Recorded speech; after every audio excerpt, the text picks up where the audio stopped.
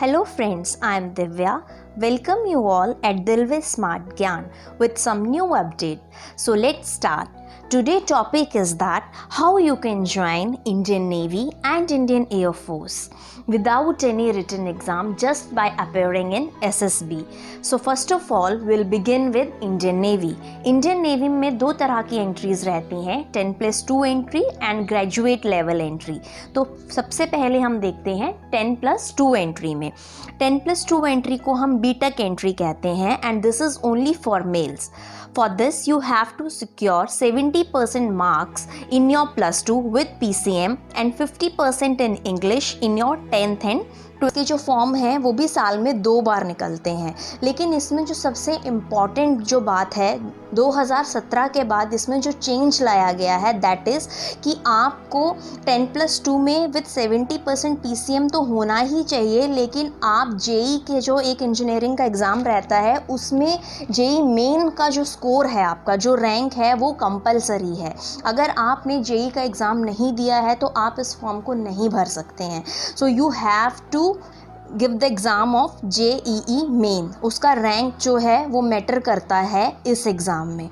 और इसमें जब आप की सिलेक्शन हो जाती है SSB के थ्रू तो उसके बाद आपको INA में 4 साल की बीटेक डिग्री मिलती है बाय JNU. और INA की जो ट्रेनिंग है वो केरला में एजिमला में दी जाती है. और इसके बाद हम आते हैं ग्रेजुएट लेवल एंट्रीज़ पे. ग्रेजुएट लेवल पर 2 तरह की एंट्री है. One is through NCC and second is through JAG, same as in army. NCC में थोड़ा सा डिफरेंस है कि NCC में सिर्फ बीटेक वाले या फिर BE वाले जो बच्चे हैं जिन्होंने इंजीनियरिंग कर रखी है वो ही इसमें एलिजिबल हैं. आप नॉर्मल ग्रेजुएशन के साथ इसमें एलिजिबल नहीं हैं. और आपके पास जो NCC का सर्टिफिकेट होना चाहिए वो नेवल विंग में C सर्टिफिकेट होना चाहिए विद मिनिमम B ग्रेड. और इसमें जो आपका एज क्राइटेरिया रहता है that is from 19 to 25 year. और JAG में LLB आपके पास होनी चाहिए विद 55% मार्क्स. और जो आपकी एज है वो 22 से 27 ईयर्स तक रहती है. और इसके जो फॉर्म हैं वो डिपेंड करता है कि उनके पास कितना वैकेंसी रहता है, साल में 1 बार या साल में 2 बार. जिस तरह से नेवी के पास वैकेंसीज रहता है उस तरह से ये फॉर्म्स को निकालता है. So this is we are done with Indian Navy. और अब हम आते हैं एयरफोर्स में. एयरफोर्स में भी 2 ही तरह की एंट्री हैं. एक है ग्रेजुएट लेवल पर और दूसरी है आफ्टर PG. तो पहले हम बात करते हैं ग्रेजुएट लेवल पर. ग्रेजुएट लेवल पर जो एंट्री है वो थ्रू NCC होती है. आपके पास NCC का C सर्टिफिकेट होना चाहिए and 10+2 with 60% marks in physics and maths. और ग्रेजुएशन में आपके पास 60% मार्क्स होने चाहिए. मतलब 10+2 और ग्रेजुएशन दोनों में 60% मार्क्स आपके पास होने चाहिए. And this is only for male candidate.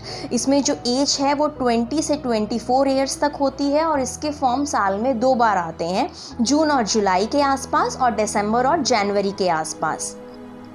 और इसमें जो आपका सिलेक्शन होगा that is in flying wing.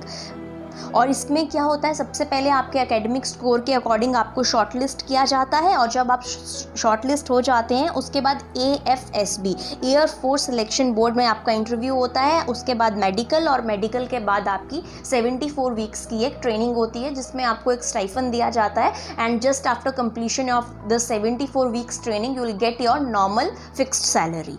ये तो हो गई बात NCC के थ्रू. नेक्स्ट आते हैं मेट्रोलॉजिकल डिपार्टमेंट में आपकी एंट्री कैसे होती है. मेट्रोलॉजिकल में अगर आपको अपनी एंट्री करवानी है तो आपके पास पोस्ट ग्रेजुएशन होना बहुत ज़रूरी है विद 50% ऑफ मार्क्स.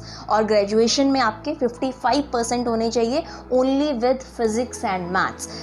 ओके. और ग्रेजुएशन में तो आपके पास PCM है, लेकिन PG में आपके पास यहाँ पर बहुत सारे ऑप्शंस हैं जैसे science, PG in science, maths, statics, geology, computer application, environmental science, applied physics, oceanography, agriculture, ecology जैसे बहुत सारे ऑप्शंस रहते हैं। जब उसकी नोटिफिकेशन आती है तो they all are mentioning what kind of post graduation courses are eligible for this entry. और इसमें जो एज क्राइटेरिया रहता है दैट इज़ 20 to 26 ईयर। और ये जो एंट्री है ये मेल और फीमेल दोनों के लिए होती है। और अगर आप मैरिड हैं तो आपकी एज 25 ईयर्स से ज़्यादा होनी चाहिए। और इसके जो फॉर्म हैं वो भी साल में 2 बार आते हैं, जून और जुलाई के आसपास और नवंबर और दिसंबर के आसपास। बट इसका जो ट्रेनिंग पीरियड होता है that is only for 52 weeks. Flying में आपका 74 वीक्स के लिए होता है, यहाँ पर आपकी जो ट्रेनिंग है वो 52 वीक्स के लिए होती है। एंड सेम आपका एकेडमिक स्कोर देकर आपको शॉर्ट लिस्ट किया जाएगा, फिर AFSB में आपका इंटरव्यू होगा and then medical and then your training will start. So finally, we are done with all our entries in Indian Navy and in Indian Air Force. So if you like my video, please do subscribe, share and hit the bell icon.